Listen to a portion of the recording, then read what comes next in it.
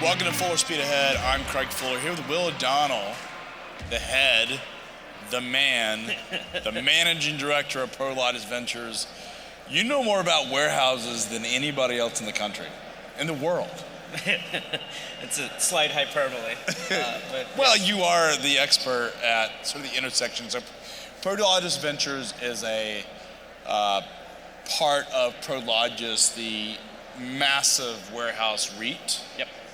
And you guys are responsible for looking for innovative ideas to invest in and really pay attention to what's happening around innovation. Yep. So I've been at the company for 16 years. As you alluded to, Prologis is the largest global owner of logistics real estate. So we own over 800 million square feet of logistics facilities in 19 different countries. We launched the Prologis Ventures in March 2016. And it was really, how as a company do we stay ahead of what's next? So how do we look outside our four walls, see where disruptive trends are occurring, how the industry is evolving, and really figure out how we can bring technology back into the company, but also find new value and services for our customers. So you were there, you guys started at 16. Yep. What did you do before you took over the venture?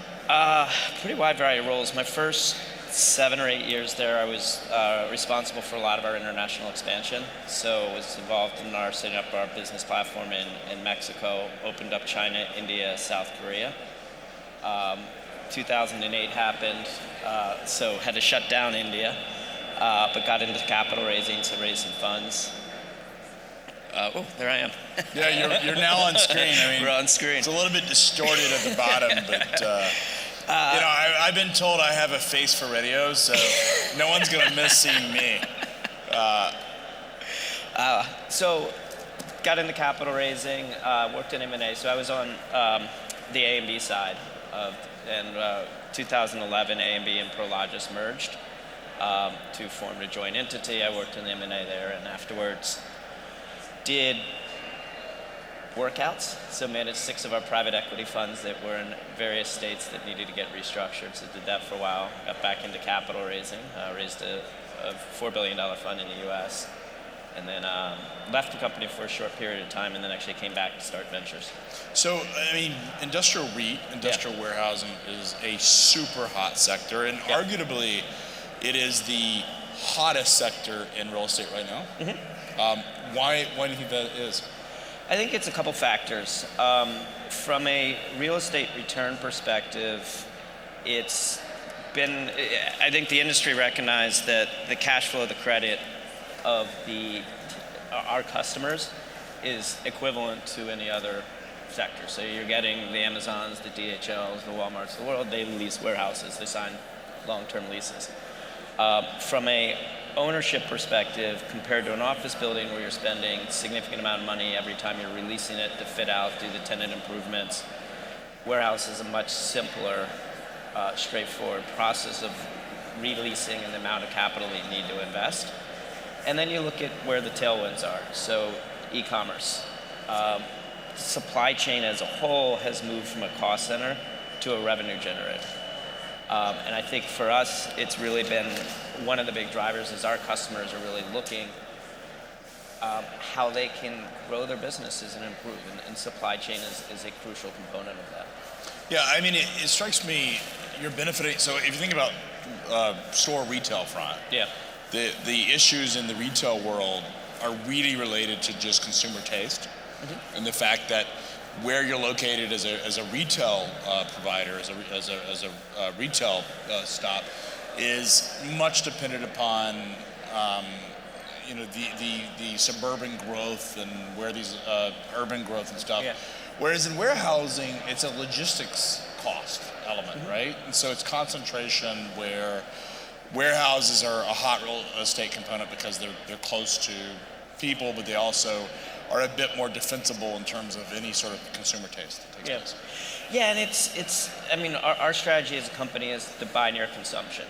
So 90% of our portfolio is in major metropolitan areas, and consumption doesn't change. Now, to your point, what you said, what may be consumed can evolve over time, but a warehouse is very adaptable because you could have an e-commerce company move in and use the space. You could have a B2B company move in. You could have a general retail distribution, because the space is so flexible, you can continually move people in and out.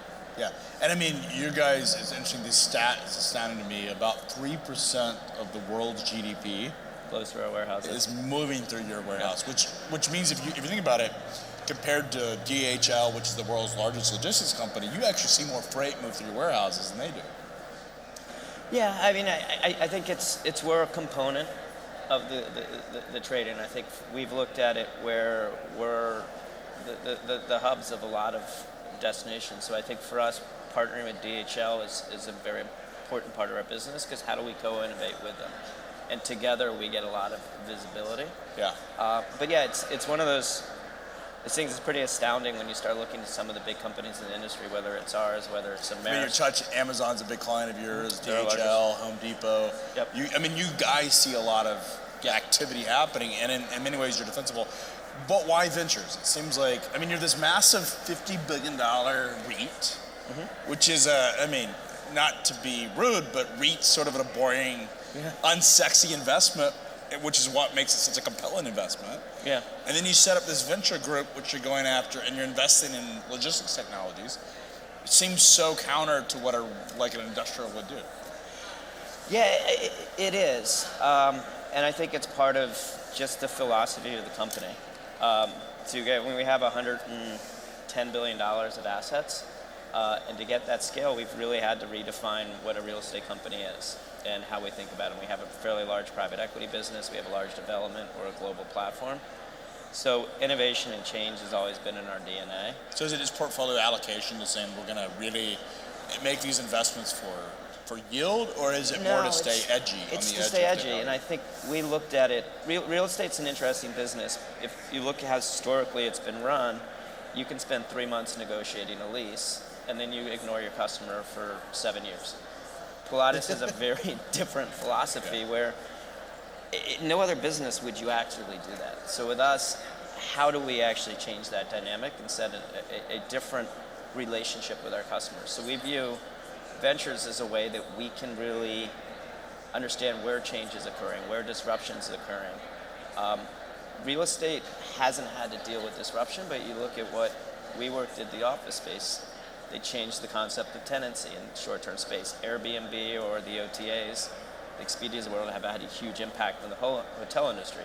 E-commerce has been a benefit to us, not so much from the retail owners, but the world will evolve and change. So for us, ventures was a way that we could really stay ahead of where this change is occurring and improve both our internal processes, but more importantly, figure out how we can partner with our customers and really give them technology and services they otherwise couldn't get. So Flash Real Estate, Stored as an example, or Flex E or Flex? Flex. Are you guys an investor We're in an Flex? investor in Flex. You're not an investor in Stored? Nope. We have another venture. So you're an investor in FreightWaves, yes. Just in full disclosure. We have another investor, Rise of the Rest, Revolution Ventures, is in Stored. Yep. So we have, we're pro, as FreightWaves, we are pro as having sister portfolio companies, this on-demand flash warehouse space. What is that concept? It's really about, if you think about supply chain, there's fluctuations, whether it's seasonality or just people's business grows over the years. So when you sign a lease, you're really committing on a 7-year period for this is how much space I need. But the reality is supply chain does that. Like retail season being hot, maybe produce yields. Where's the demand for these flash warehouse spaces? It could be seasonality. It could be that we suddenly have a new product coming out and we want to test it out in certain markets. Disruption in the supply chain. There's floods in Houston. I need to reallocate inventory other places. So it's really a way for people to augment their supply chain with more variability. So like when I was a kid, the Teddy Ruxpin, you remember this thing? It was the talking bear. Yeah, the talking bear. It came up and like my dad, U.S. Express was their biggest carrier. Yep. I think it was like their largest customer. They filed bankruptcy like 2 years after this, but I remember the Teddy Ruxpin was like, and I had one. And like, what was cool about Teddy Ruxpin is you could take like a cassette tape and put it in there and it would sing to you. But there was this like massive surge of Ruxpin going through the supply chain. And then it went away. Yeah. Like it was a really trendy product. Yep. So And you're starting to get, when you're getting D2C products, so all the new brands that are coming out selling direct to consumer, it's a way for them to build out fulfillment networks, especially as they're testing and saying, okay, let's test this product in a specific market. So they can go in and do a test product in that market and not have long-term commitments. What in the flash real estate, are these typically month-to-month? Is it sort of the WeWork model of month-to-month, or does it go on for a year at a time? Depends on the customer. I mean, it could be that they just need pallet space for a week, 2 weeks. It could be a month. It could be 3 months. It really allows variability. So I think the way people are looking at supply chain is there's going to be a fixed capacity that they need, and how do you augment it and on top build in more flexibility to give yourself. Are these priced like a spot market? Is it a spot market transaction? Yeah. So at some point there'll be an index, and futures will come. Tommy boy, I don't know where Tom Allen's at, but they may see a futures market based on warehouse space. And once there's enough volume, actually, that could like be K-ratio. Would love to have that. So. Which, I mean, I think, Greg, one of the things that would be interesting for us to talk about, you and I have been spending a lot of time thinking about how we can start taking the data that's in FreightWaves and really starting to apply that to the real estate perspective. So, site selection data. Site selection analytics. It's interesting because when we rolled out Sonar 5.0, we added air and ocean. Yep. And over the last couple of months, and really last year, and we've been working alongside your team, you've been guiding us to understand the industrial warehouse, industrial real estate market. Our data science team has gone out and mapped, 250,000 locations. We have a lot of ELD data. We know what average wait times are, but we've never applied it to site selection data. Yeah. But one of the things I was really astounded about is in supply chain cost, warehousing is only 5% of the overall cost structure. Yeah. So you're only, think about like wallet share, you guys are getting 5%. Whereas the transportation, what's that? On a good day. On a good day. So, and transportation companies are getting half. Yep. And so the idea and the concept of helping improve the cost of transportation expenses by mitigating some of the cost runs and high pricing you can actually increase your rents if you can augment that through transportation mitigation. Yeah, I mean, a simple way we've looked at it, for every $1 in rent, our customers spend 6 on labor and 10 on transportation. Got it. So transportation costs have always been one of the main drivers of how you lay out your supply chain, where you put your warehouses and how you optimize that. I think with consumer expectations changing, so then you're looking at same day, next day, even puts more pressure on the supply chain on where do you locate your facilities in a distributed fulfillment network that really optimize the transportation costs.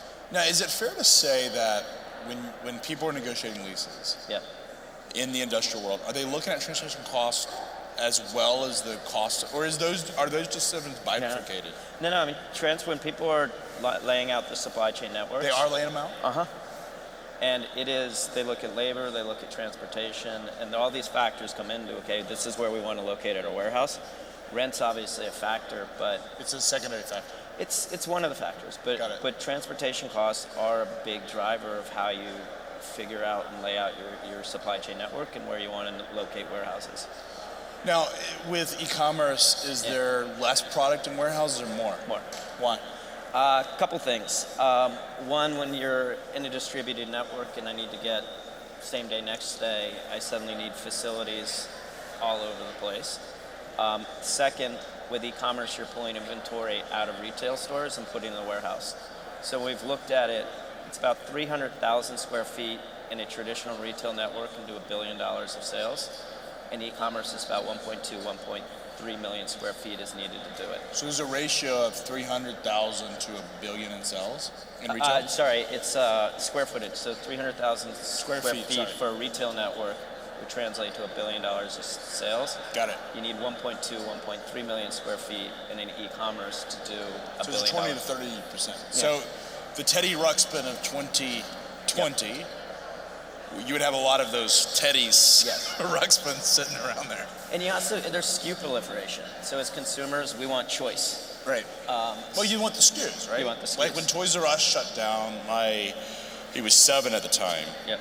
It was a crisis in my 7-year-old's life because he had identified an experience for him was going into Toys R Us and seeing these massive aisles of Legos and everything, and that was no longer, when he found out they were closing down for good, now they're back, but he was distraught. And he learned that he could get a massive amount of SKUs. He could get almost any kind of Lego he wanted by going online. That was an experiential change. But it strikes me as if you're Amazon or Lego, you've got to have more of those SKUs across your network than just in one place. Yeah, and it's a fascinating puzzle to solve. So it's how do I place my inventory as close to consumption as possible, but also predictive that someone in Chattanooga is going to be buying Legos. In San Francisco. How do they manage that? Do they manage I mean, it's hard to do, right? It's really hard to do. Because you have to do targeted like if you're marketing these products, because of the internet, it's no longer about regional marketing. I mean, there is some targeted marketing for certain SKUs, but ultimately, a lot of what drives my son's 7-year-old or 9-year-old's behavior is what he sees on YouTube, or what his kids, his friends are talking about, what maybe he sees in a placement in a movie, and that stuff's all over.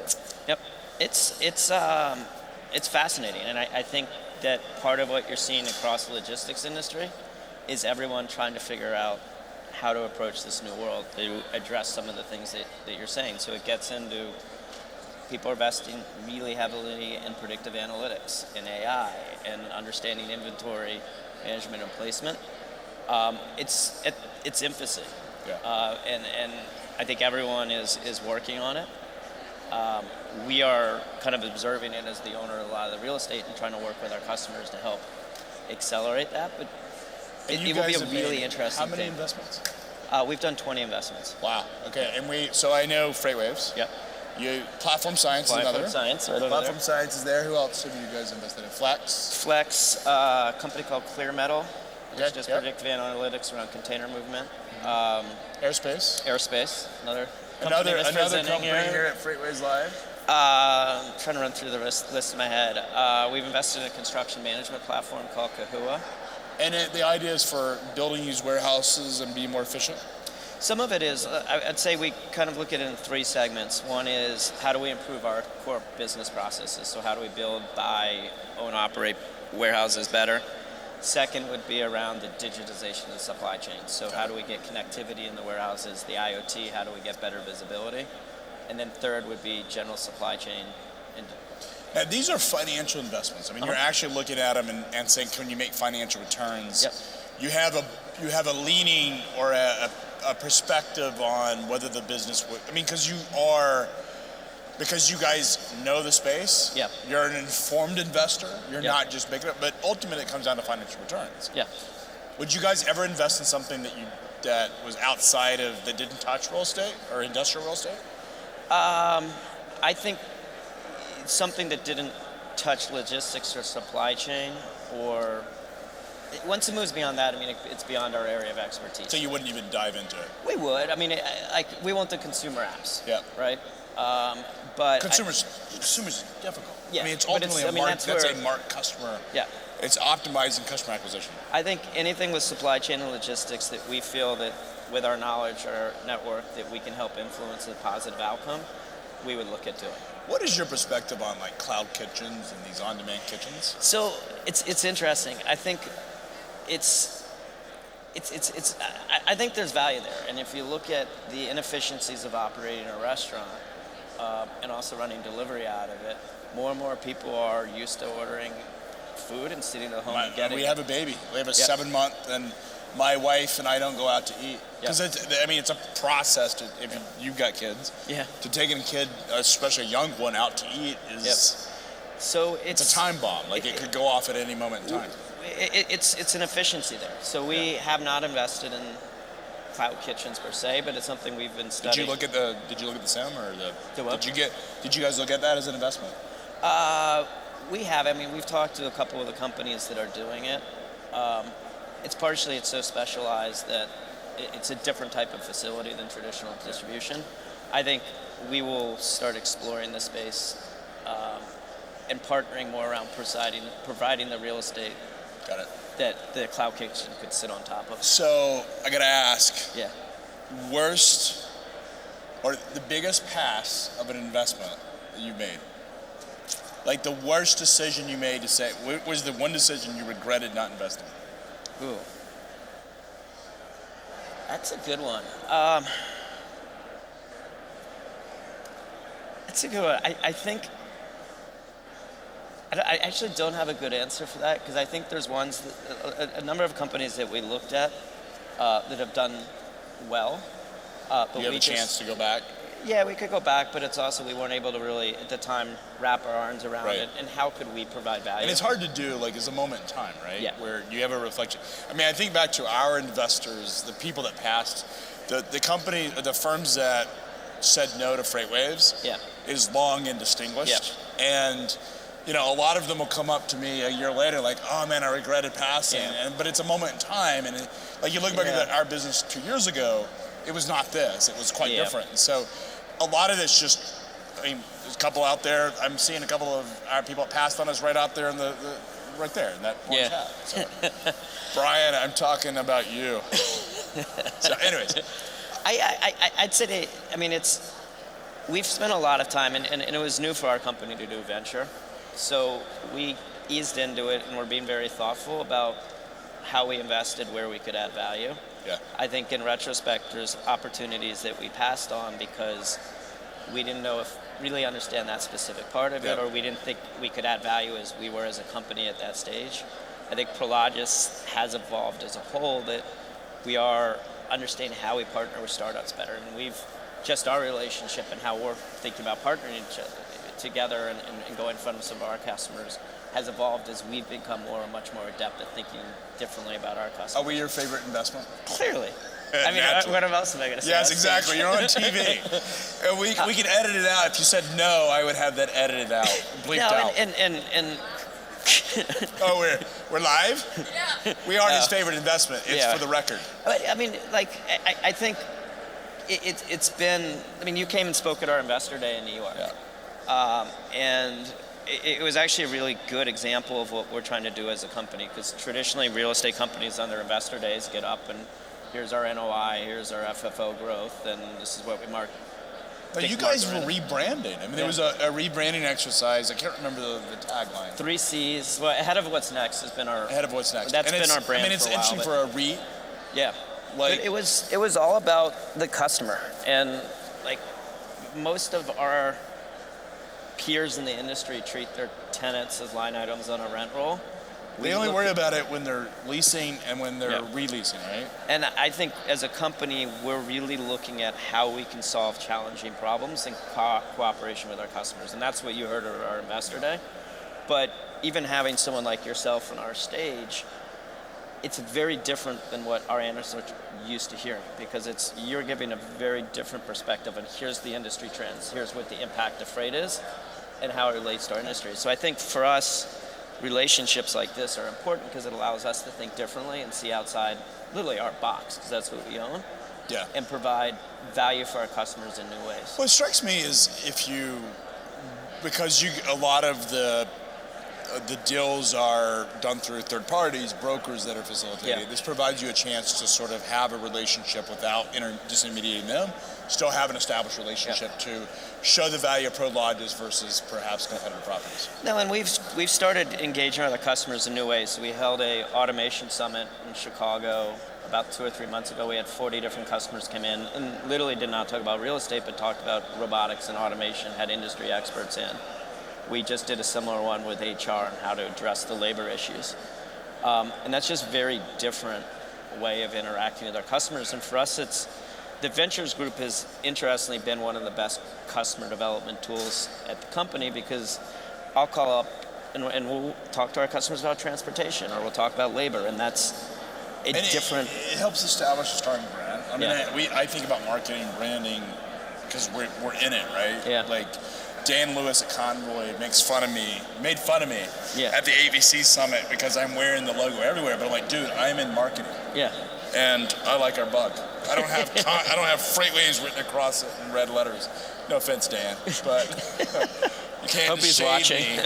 So he might be listening. Anyways, Will, I'm getting the signal from Emily. She's gonna attack me with that microphone walkie-talkie thing if we don't get off here.